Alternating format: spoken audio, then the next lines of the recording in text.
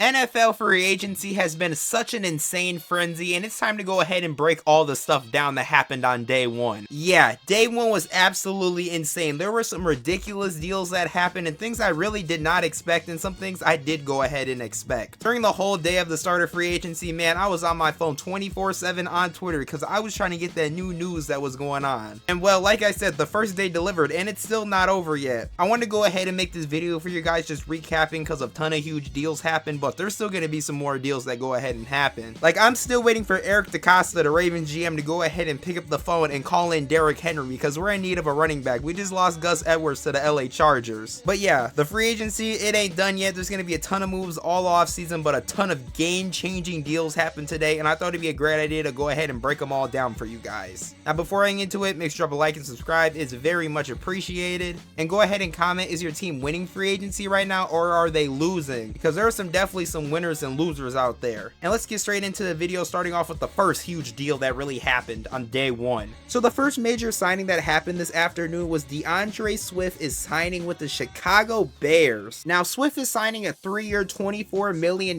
deal with the Bears, and honestly, I think it's a good deal for them. I like this deal for Chicago because whoever the quarterback is next year, either that be Justin Fields or Caleb Williams. At the time I'm recording this video, I don't know who it's gonna be, but they're gonna need a running back playmaker, and DeAndre Swift was great under the Philadelphia Eagles last year. Now, I know Philadelphia has an amazing run game. They have the best O-line in the league. I still feel like he's gonna do great in Chicago. DeAndre Swift in his 1 year in Philadelphia had 1,000 yards rushing, which that was huge. That was his first time he ever had 1,000 yards in his career. He had 5 rushing touchdowns and 39 receptions. Honestly, he was a pretty good back for the Philadelphia Eagles and a pretty good back in the NFL. And I honestly feel like this can continue with the Chicago Bears if they go ahead and make sure they use him right now. DeAndre Swift can also be used a lot in the passing game, and that's what they should do. Especially if they're drafting a rookie quarterback like Caleb Williams, he's going to go ahead and need to check down the ball so he makes less mistakes, and a guy like DeAndre Swift would be perfect in that role. And I just all around feel like DeAndre Swift is a great back to have in Chicago as long as he stays healthy, because we all know that was his problem in Detroit, but it seems that he's overcame that. And I'm really excited to go ahead and see what DeAndre Swift does in a Bears jersey, and I feel like it's going to be something pretty great. Dion Dawkins pulled off one of the most ultimate trolls ever in free agency. This man posted something saying that, you know, he was packing his bags, the Buffalo Bills were releasing him, and it sounded like the Bills were going to be in even more trouble because if you don't know, they released a ton of players and their team's going to look very, very different, and it was not looking good. Everyone on Twitter was talking about Buffalo's in purgatory, and then like 5 minutes later, news comes out by Adam Schefter saying that he's signing a 3-year extension that is worth $60 million,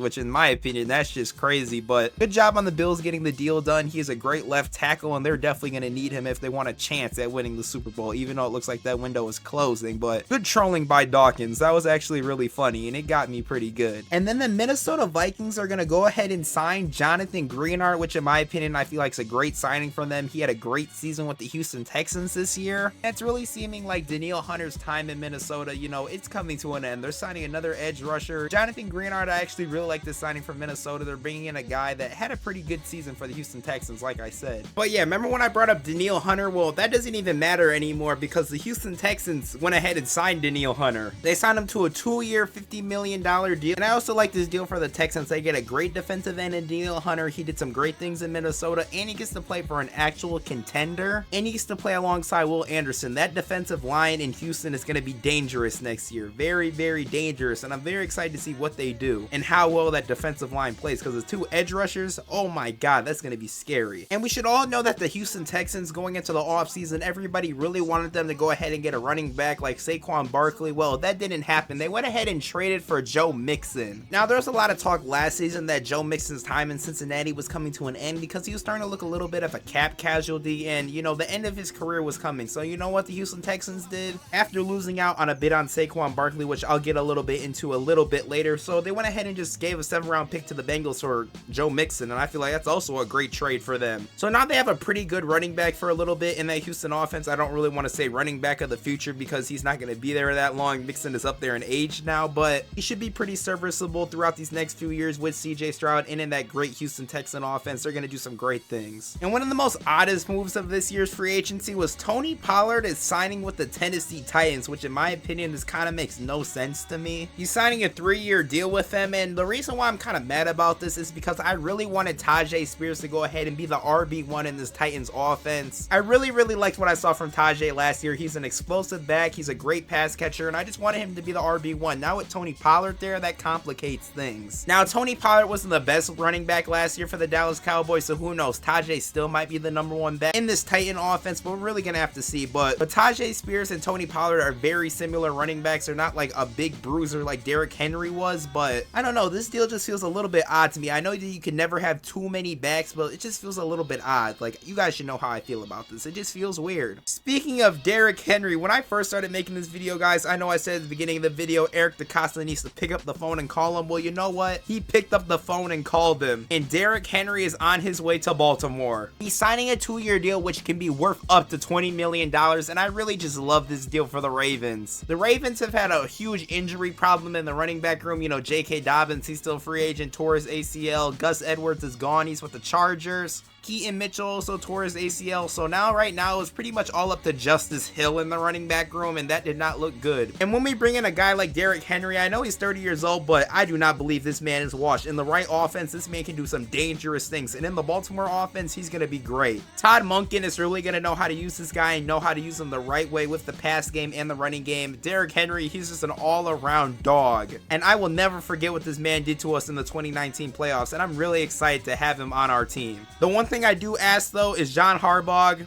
and Todd Monken, do not forget to use our running backs in the playoffs like we did in the AFC Championship game this year. Do not do it. I will be very upset. But it's a great day to have Derrick Henry on the Baltimore Ravens. And the Green Bay Packers, well, they were making a ton of moves this year in free agency. Starting off, they went ahead and released Aaron Jones. And Aaron Jones is signing a 1-year deal with the Minnesota Vikings. I feel like he's going to do great in that situation. The Minnesota Vikings, we all saw the running back room last year. Cam Akers, he was garbage. And towards the end of the year, they had a guy that did pretty well, but when you can get a guy like Aaron Jones on a super cheap deal, you're gonna make a deal like that. And if I was the Vikings, I would not be complaining, and who knows, maybe Aaron Jones is gonna be a little bit mad to the Packers who didn't really want to keep him because he was making too much money. And the Packers, you know, they released Aaron Jones, but something happened before that. They went ahead and signed Josh Jacobs, and I did not expect that. Josh Jacobs is signing a 4-year, $48 million deal with the Packers. Now, that might seem like a lot of money, but honestly, I really like this deal. They get a little bit younger in the running back room. And me personally, you guys should know I'm a huge Josh Jacobs fan. I'm probably his #1 fan in my opinion. So you already know how I feel about him. He's a great running back. He can do some great things. He just needs to be used right and get put in the right situation, because we all saw him at the beginning of last year. Things were not going well for Josh Jacobs whatsoever, and then Antonio Pierce came over and things really started to work well. And now he's going to a system with Matt LaFleur, and Aaron Jones had a ton of great games. So I'm really confident that Josh Jacobs can have a ton of great games. Also, the Packers went ahead and lost Darnell Savage in free agency. He went ahead and signed with the Jacksonville Jaguars, but the Packers are like, well, we're going to get another great safety to go ahead and replace Savage. Packers are signing Giants safety Xavier McKinley to a 4-year, $68 million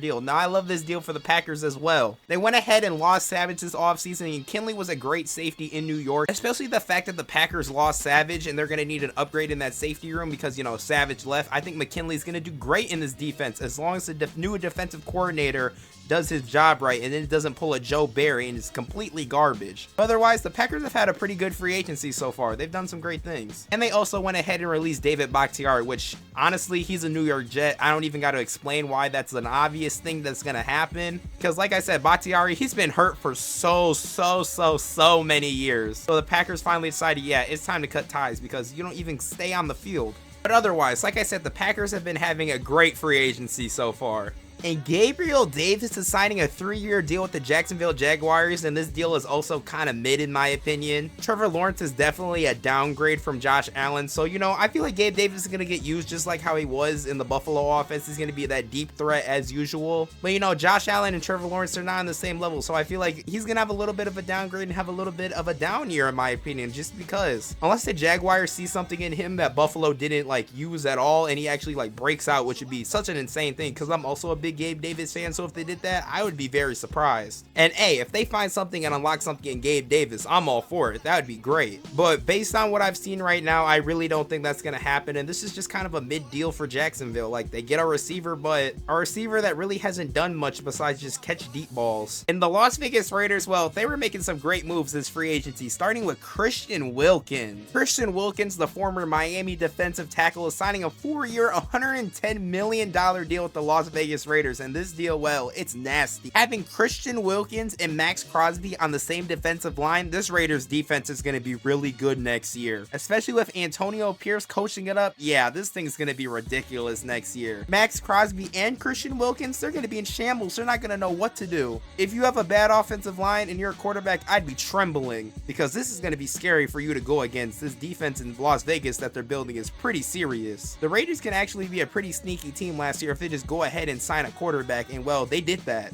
They went ahead and signed Gardner Minshew to a 2-year $25 million deal, which includes $15 million guaranteed. That's starting quarterback money in the NFL, and honestly, I'm very proud of Minshew. As you guys should know, he balled out last year when Anthony Richardson went down with an injury, and he almost led the Colts to the playoffs. Almost. But still, he had a pretty good season with the Indianapolis Colts last year. If they roll out with Gardner Minshew week 1, I can't even be mad at them, because based on their current draft position, they're not going to be able to draft one of the top 3 guys in this year's draft. So you know what? Honestly, they went ahead and signed the best quarterback on the market right now. And Justin Fields, man, I'm starting to feel bad for him. After Minshew just got signed and they give him starting quarterback money, I have no idea where this man is going to land. And the Atlanta Falcons did it. I've talked so much about Kirk Cousins going to the Atlanta Falcons, and they finally did it. They went ahead and gave Mr. Kirk a 4-year, $180 million deal with $100 million guaranteed. That sounds like a ton of money for a quarterback coming off an Achilles tear, but it is so worth it. Fully believe that Kirk is going to be able to recover from this injury, and he's going to be able to ball out once again. In my opinion, Kirk Cousins was the MVP before he got hurt, because the numbers that he was putting up were absolutely unreal. Him and Justin Jefferson were truly balling. In Atlanta, he might have some new weapons, but he has some great ones. He has Bijan Robinson at running back. He's a dog. Drake London can finally have his breakout year with a great quarterback. They also went ahead and signed Darnell Mooney, which I also feel like that's a great signing and a great wide receiver to have. And they have Kyle Pitts, one of the best tight ends in the NFL, if he would just get used right. And now with Kirk Cousins and a good quarterback and a better offensive scheme, everything's going to sit well in Atlanta. And the Atlanta Falcons will be winning the division next year and might go ahead and win a playoff game. They were a quarterback away, and well, you know, they finally got their quarterback of the future, at least for a little bit. Philadelphia Eagles lost DeAndre Swift in free agency. They were running backless, but you know, Howie Roseman doesn't care about all that stuff. You know, Howie Roseman was like, well, we're gonna go after the big guy in this year's free agency, and the Eagles went ahead and signed Saquon Barkley. Yes, Saquon signed with the Ops. He left New York and joined their division rival, which in my opinion, that's just hilarious. But the Eagles are giving Saquon a 3-year deal that can be worth up to $46.7 million. Yeah, Saquon got his bag, and I honestly feel like he's gonna ball out in this Eagles offense. DeAndre Swift last year had a great year. It's gonna be a little bit of a different offense with Kellen Moore in there instead of Brian Johnson, but I still feel like Kellen Moore should be smart enough to know to use Saquon Barkley, one of the best running backs in the NFL. And man, this Eagle offense is stacked. Jalen Hurts, AJ Brown, Devonta Smith, Saquon Barkley, and Dallas Goedert. Kellen Moore can coach these guys up right and not coach them like Brian Johnson, because like I said, he was horrible at his job. Kellen Moore can do a great job. This Eagles offense is going to be ridiculous next year. All they got to do is bounce back, and I truly believe it's going to happen. Guys, remember when CJ Gardner-Johnson was talking all that trash about the Philadelphia Eagles, how Howie and them couldn't get a deal done, and he just kept talking trash? Well, Howie and CJ must have just forgot that happened, because you know what? The Eagles went ahead and brought him back. They're giving him a 3-year deal that can be worth up to $33 million. And the last time CJ was in this defense, he was balling. And Vic Fangio, you know, he knows how to use his safeties right. So I feel like CJ, he's going to have another great season with the Eagles. And the Carolina Panthers are doing everything they can to help out Bryce Young, and it's really making me happy. Then went ahead and traded for one of the best wide receivers in the NFL at separation in Deontay Johnson. They got him from the Pittsburgh Steelers, and they said Dante Jackson in a 6th-round pick, which, man, come on, keep bringing in wide receivers to help out Bryce Young, because I'm an Alabama fan. I love what Bryce Young did in college, and I really want to see him succeed with the Panthers. So bringing him a wide receiver that has some great separation is just perfect, because last year the wide receivers in Carolina had none of that. And also they gave Robert Hunt an absolute deal. That Carolina offensive line was horrible last year, and giving a guy like Robert Hunt a huge deal is a great thing for Carolina. 5 years, $100 million sounds like a lot of money with $63 million guaranteed, but this man was a great guard for the Miami Dolphins. And they're going to need this in Carolina because, like I said, that Carolina offense was so bad last year, and Bryce Young, you know, he didn't have the brightest rookie year ever, but now bringing in a new guard, some new weapons, things should be better in Carolina. The only thing that really sucks is they don't have their 1st-round pick this year. And finally, the New York Giants also made some huge moves. They went ahead and traded for Brian Burns, which as the GM, as the Carolina Panthers were turning down those 2 first-round picks that the Los Angeles Rams offered. Because when it was all said and done, the Panthers only got a 2nd-round pick and a 5th-round pick when they could have had 2 firsts. But Brian Burns, he gets his contract and he gets traded to the New York Giants, and the Giants gave him a bag, a 5-year deal worth $150 million with $87.5 million guaranteed. Hopefully Brian Burns with a whole new team does some more great things, but he's with the New York Giants, and the Giants are kind of looking like they're in an interesting situation. So who knows how that really goes, but the Giants needed a defensive playmaker on the edge like this, and went ahead and signed Devin Singletary, a small little deal. You know, you need to go ahead and replace one of the best running backs in the game, so signing Devin Singletary, it's not a bad thing. He had some great games when he was with Houston towards the end of the year, so yeah guys, there are a ton of moves that happened in free agency so far. I didn't want to go down every single little signing because this video would be like an hour long, and I don't feel like that would be necessarily enjoyable for some of you guys, so I want to just talk about some of the biggest signings in my opinion. And by the time that I release this video, I already know that there's going to be another big signing that happens, putting this video outdated, but I really don't care. I just wanted to go ahead and talk about some of these signings and how I felt by some of these signings. There's definitely going to be more videos out discussing some of these other signings that come out, and there's also going to be some videos about some teams coming out soon, like the Falcons and the Philadelphia Eagles, so get ready for those to drop soon. But yeah guys, I hope you guys enjoyed this video. I just want to go ahead and talk about free agency, what's really happened so far. I hope you guys really enjoyed this. Drop a like and subscribe, it'd be very much appreciated. Watch these other 2 videos right here, and stay tuned guys, there's going to be much more NFL content to come and NBA content, and I will see you guys in the next video.